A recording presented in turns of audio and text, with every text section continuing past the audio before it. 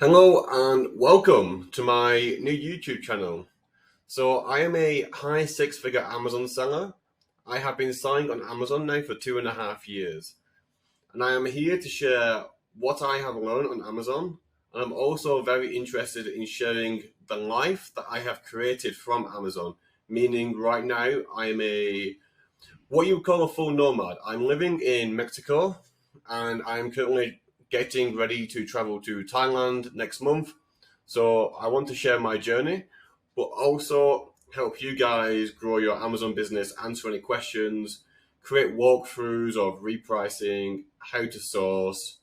Now, if you're wondering what is Amazon FBA, this is what I do. It stands for Amazon Fulfillment by Amazon. The specific business model that I do is called online arbitrage, which means I buy products from like Argos, Boots from the UK, or if it's in America, maybe like Walmart, Kohl's, and so on. And then we ship it to Amazon and we sell it to customers. So fulfillment by Amazon means Amazon does the fulfillment and Amazon will also handle all of the customer service. This means like maybe we might get a message from a customer, and that's about it. We have to deal with a few messages here and there, but the shipping, the return processing, all this is handled directly to by Amazon. So when a customer logs on and they want to communicate with you, they'll actually be communicating with Amazon instead of us. So they communicate with Amazon, and Amazon communicates with them on behalf of us. And this is why this business model is extremely good, because it means it takes a lot of the legwork out of it for me. So I can focus on the things that actually matter for me to scale the business. And then it's provided me with the quality of life what I have now. As I said, I'm in Mexico. I have a team of 5 VAs right now. So sourcing is done for me, purchasing is done for me. I manage the team more strategically as a team leader, as a business owner, and then we look at reporting and that kind of stuff in terms of like how we go forward. It's no longer my role to execute the sourcing. It's the team's role to fulfill those specific tasks, and then we review that.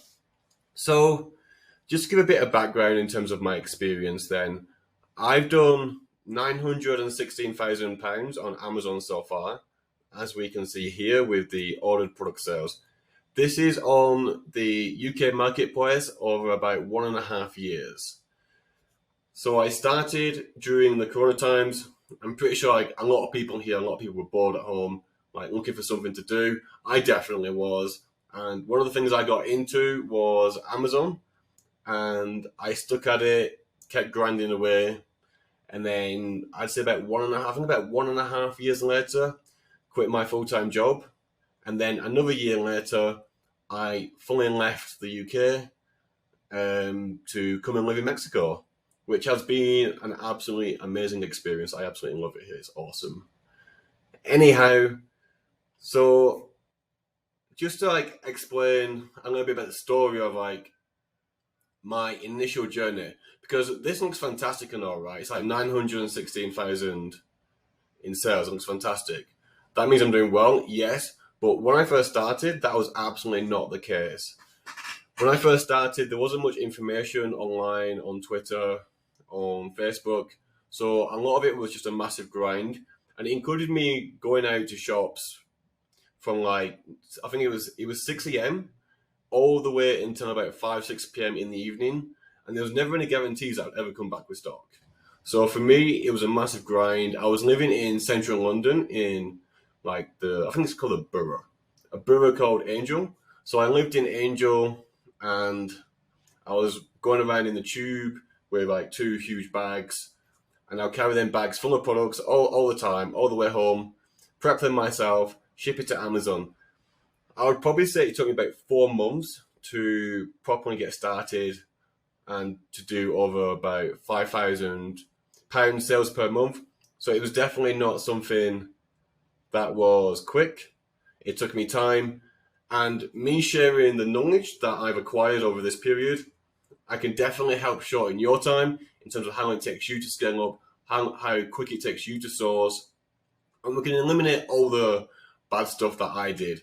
For example, I think initially I was actually buying stuff and just selling it at a break even or a loss, just because I wanted to get some sales, to feel a little bit of momentum, to get a bit of confidence in what I'm doing.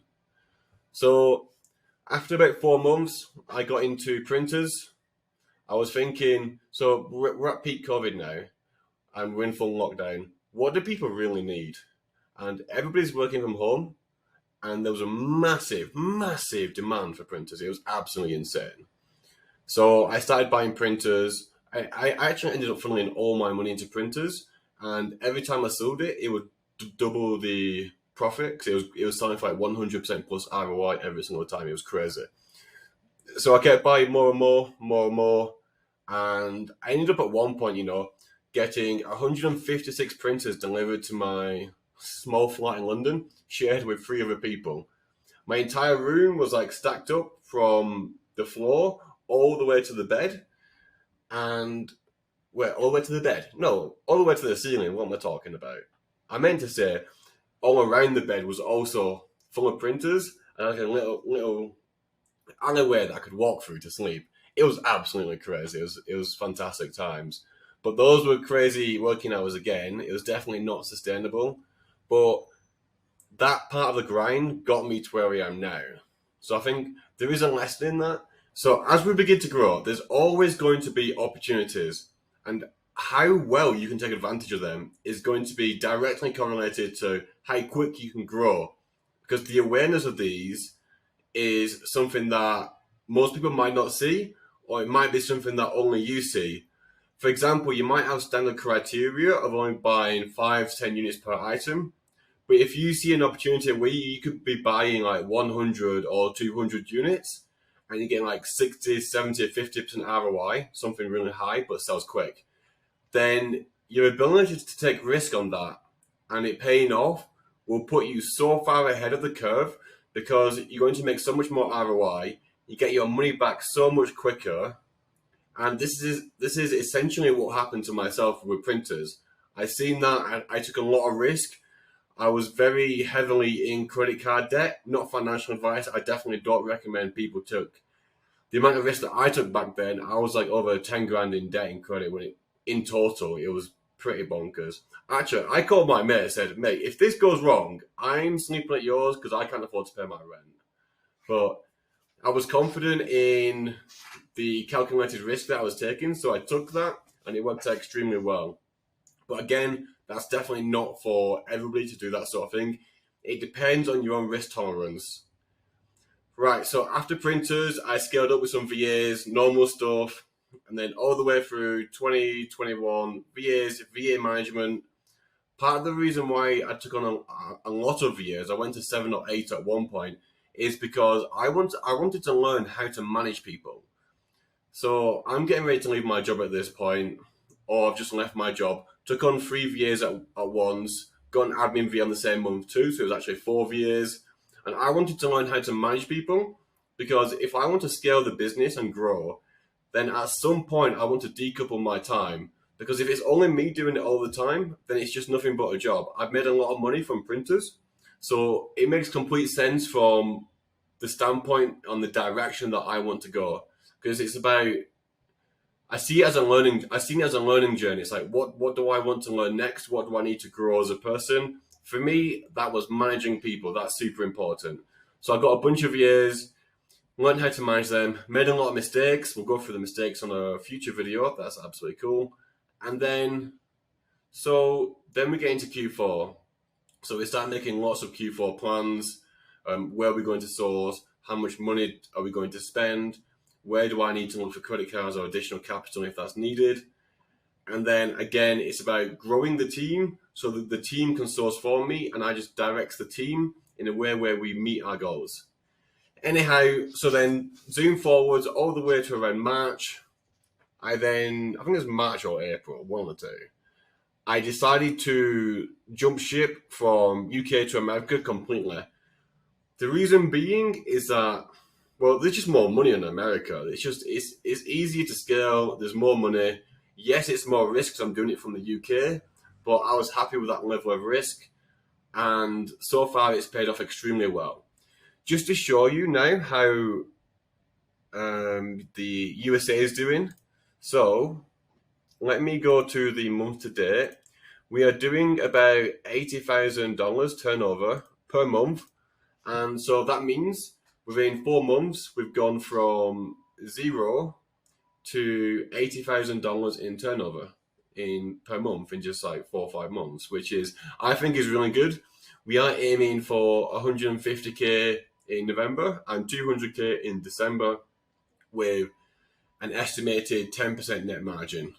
If we get that'll be exceptional because that means we've made 40,000 US net profit. So that will be absolutely awesome. Okay, so that's a very quick rundown of my Amazon experience so far. I will be jumping a lot more deeper into various tutorials, analysis of keeper graphs, and any other information that you guys would like to know, or any ways that I could help you guys grow your Amazon business. Now, so that's the Amazon side of where I am, what's been done. Now, I want to talk a little bit as well about the Nomad lifestyle, because obviously this channel is Amazon Nomad. So I want it to be on teaching you guys Amazon, sharing my journey with you, but also sharing my journey traveling as well and showing what can be achieved with the Amazon lifestyle. Because I think I've definitely achieved what I wanted to achieve. I want to continue growing, but I also now want to explore the world and see like many other places. Right now, currently in Mexico City. Mexico City is absolutely amazing. Like, people are not wrong, by the way. Like, if you're from the UK like me, the UK is so cold all the time and it rains so much, but it is very safe. Compared to Mexico, Mexico is pretty cheap. It's always warm or it's always hot, but it's never too hot. That's the crazy thing. So in Mexico City, it's like, it's never too hot. It's never cold. It's always like at a very good temperature all the time. The only strange thing is when it rains like crazy for about 1 hour, then it just stops, it disappears. But I mean, I'm more than happy with that compared to what?